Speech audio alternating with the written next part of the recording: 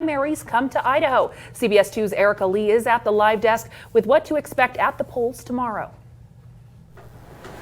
Sarah and Brian, the Idaho primaries are tomorrow. This is different from last year when Idaho held a caucus instead of a primary. In 2016, there was only a Republican primary, and this year there is both a Republican and Democratic primary. And the Ada County Clerk wants you to know what to expect when heading to the polls.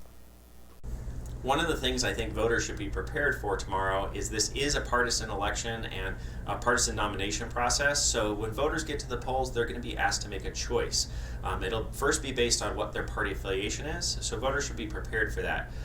If a voter is unaffiliated or a member of the Democratic Party, they can select a Democratic ballot. Similarly, if they're unaffiliated or a member of the Constitutionalist Party, they can select a Constitutionalist ballot. But voters must be a member of the Republican Party to get a Republican ballot. So there's going to be some choices that the poll workers are going to help them navigate when they get to the polls. And we just want voters to be aware so that everything is ready to go. On your ballot, some of them are people who are running active campaigns still, such as Joe Biden, Tulsi Gabbard, and Bernie Sanders. And if you have registered with the Republican Party, President Trump and William Weld are running active campaigns. The Ada County Clerk's office says early voter turnout surpassed that of last year, and a reminder that it is really helpful to bring your photo ID to make the process quicker. Polls will open at 8 a.m. tomorrow and close at 8 p.m. The clerk's office says the best time to vote is between 12 and 4 p.m. At the live desk, Erica Lee, CBS 2 News. And continuing our legislative watch, quite a day at the State House. The House of Representatives killed the Higher Education Appropriations Bill, and the ban on transgender athletes and the proposed statewide property tax freeze are going to be amended. Yes, CBS 2's Scott Logan has been following today's events. He's just back from the State House. And Scott, why did the House kill the higher ed bill, and what does that mean for the length of the session? Well, House Speaker Scott Bedke told me the reason he and some others voted against this appropriations bill is because it came in higher than the governor's recommendation. But during the debate, other state representatives said they believe Idaho's colleges and universities are top-heavy with unnecessary administrators who are focused on left-leaning agendas. In any event, the funding bill will have to be rewritten in the Joint Finance Appropriations Committee. Speaker Bedke told me he did not think this would extend the length of the session past March 20th, but we'll see about that. All right, Scott, what about the transgender athlete ban as well as the proposed property tax freeze? Both of these are in the Senate. The bill to ban transgender girls and women from competing in sports at Idaho's public schools, colleges, and universities is going to the Senate, as I say, but it's going to what's called the amending orders.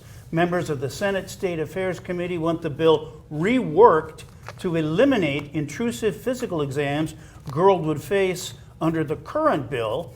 And on the other issue, Representative Mike Moyle's proposed one-year statewide property tax freeze, well, that's also being rewritten in the Senate. The changes would cap taxing districts for 3 years at 4% each year and not allow for foregone tax collection or increasing taxes related to new construction. Representative Moyle told me that he thinks his one-year freeze is a better bill, but he also says what they're talking about rewriting is better than what we have now.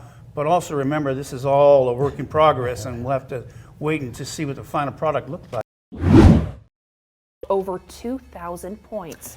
And that drop is due to a combination of the coronavirus scare and new developments in our global oil supply. CBS 2's Haley Kramer explains how the drop will impact you.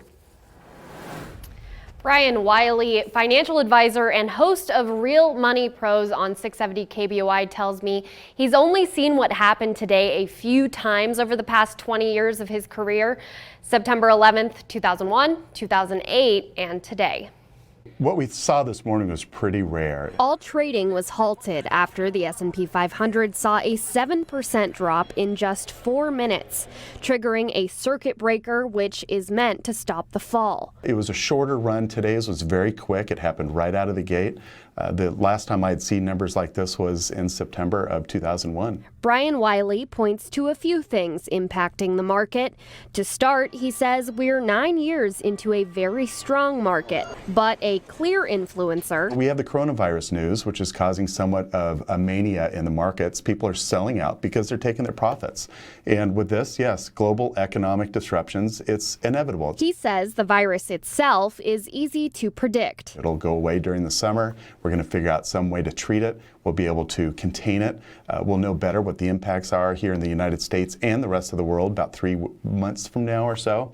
However, now we're dealing with OPEC, Saudi Arabia, and Russia, which is an odd time to throw this into the mix, and now that changes everything. Oil prices plummeted to their lowest level since the Gulf War as Russia refused to roll back production and Saudi Arabia slashed prices and increased output. We don't want to sell our oil at these prices. Saudi Arabia doesn't care. The mania in the market is causing panic for many. For a lot of people, while they're looking at their 401ks, they're imagining themselves trying to retire someday, and they're seeing their ability to retire maybe being postponed. If you're living off of your investments right now and you're seeing the value of those investments go down, then yes, you're in trouble. Really, we should have cash set aside to be able to tolerate a bear market, even if it lasts for 3 years or more. A bear market, which almost happened today, is a 20% drop, something Wiley says has only happened about 3 times in the last couple of decades.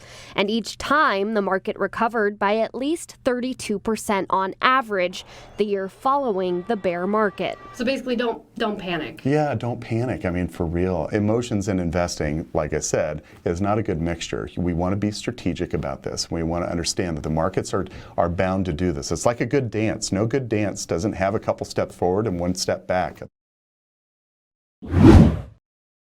One of the many structures damaged by the deadly tornadoes that ripped through Tennessee last week was a historic Nashville church. Established nearly 150 years ago, the history of Hopewell Missionary Baptist Church is certainly undeniable. It's considered a pillar in the North Nashville community, but Pastor Derek Moore has faith the congregation of 200 will move forward together. The brick and the mortar will come and go. No buildings are designed to last forever. But it's the mission, it's what we do, how we impact our community that will forever linger on. To repair or rebuild the historic structure is still up in the air, but one thing that is certain, the congregation's members are committed to maintaining optimism and hope. Yeah, and happening tomorrow here at CBS 2, we're joining in on the efforts to help Nashville's recovery efforts. We're teaming up with the Salvation Army to raise relief funds. Salvation Army is ready to serve those in need, and with your support, we can stay on the front lines to help those affected. It's always something that the Salvation Army is very involved in, and we love to just go out there and serve. A lot of times we're first there and last to leave, and again, because we're in the communities already, the Salvation Army is able to experience it with those who are in the communities. So it's not just people coming from outside. The Salvation Army is there. Now, all money raised through this fund will go to impact areas of central Tennessee to provide recovery assistance. Our parent company, Sinclair Broadcast Station, will match up to $25,000 in donations. To find out how to donate, go to idahonews.com. There's a banner at the top of our website. Just click on it.